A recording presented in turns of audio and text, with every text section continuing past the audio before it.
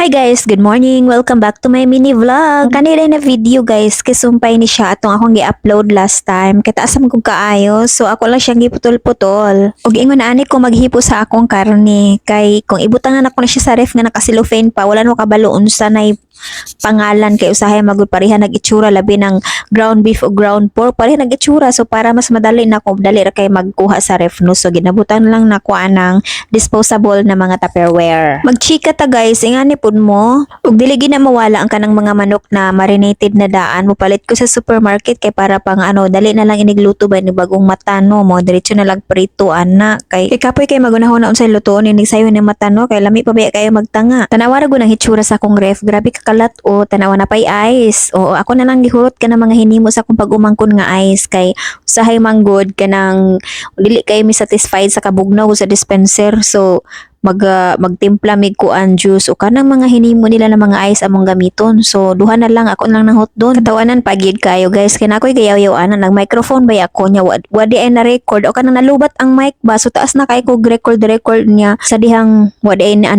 kay nalubat ti ay voice over ang peg. Napaday ko nabilin nga pang torta na isda. Oo, mukaon na akong hobby kay gagmay man kaayo. Kaya ako muna siyang itorta no. Daghano na akong itlog, timplahan. Di na ni mahalata nga isda to siya nga na mga mata. Kay ayaw magud ni hobby ka na mga isda. Na mata, na ulo. Di siya ganan mukaon guys. Lawas rin yung ginakaon niya. Napaday siya juice diri nga nalimtan. O kanina yung Adidas. Ako'y maglutoan na. Ako ra pa yung mukaon na guys. Kaya di man siya mukaon na in tawon.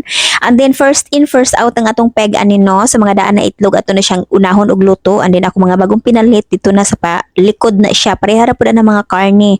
Ang mga katong mga daan ako gipang grocery mo ti akong unahon og pull out, parang katong mga bagong grocery mo na to ang sunod na pod. Og dire na ta sa ato mga gulay guys, ako na ning magipanghugasan kay daghan kay mga murag balas-balas good kay dapin na bud sa karsada nga mo ang ginapalitan good drive through among tawag ni Bill.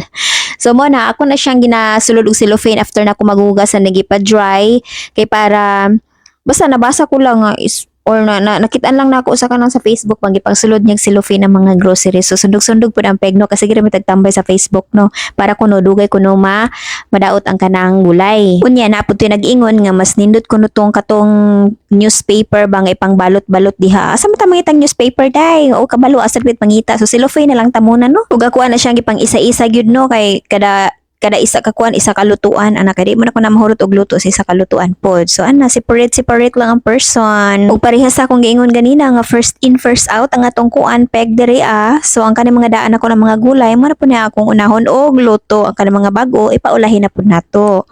Oo, pero kanang mga gusto kay na ko nga lutoon ay syempre kunahon nato so maura ni akong trabaho guys, arrange ani akong kusina diri sa akong bahay kubo diri ginapasagdan ra masad ko sa akong bana unsa akong pamaliton unsa akong kuan diha panglutoon para sa iya basta kabalo na maguko sa iyahang mga gusto na mga kaunon, so ako ni mag-adjust. So kamo kung naamoy balak mga sawa og apam or mamana og apam, oh my god, i-orient ninyo sa atong pagkaon diri dapat ingnon nyo nga mukaon sa sila daan pa inyo silang ipatilawan ba kay para kung magminyo na mo dili na ka ma-stress unsay lutoon kay kaning akong banak pagkaon na ko og bulad di gyud siya mukaon bisan pag tingalo na ko na siya di gyud siya mukaon anang mga bulad kanang mga dry basta na ay karne pwede ko magulay basta na ay karne sagol, pero specific ra pud ang mga gulay na iyang ginakaon guys dili tanan gyud niya ginakaon kay usahay ang ato ang lami na sudan walay lasa para sa iya pareha pud anang iyang pagkaon usahay ginaluto na ako di ko lamian pero siya labing lami kayo siya, so di ba nagyud tay mga different taste.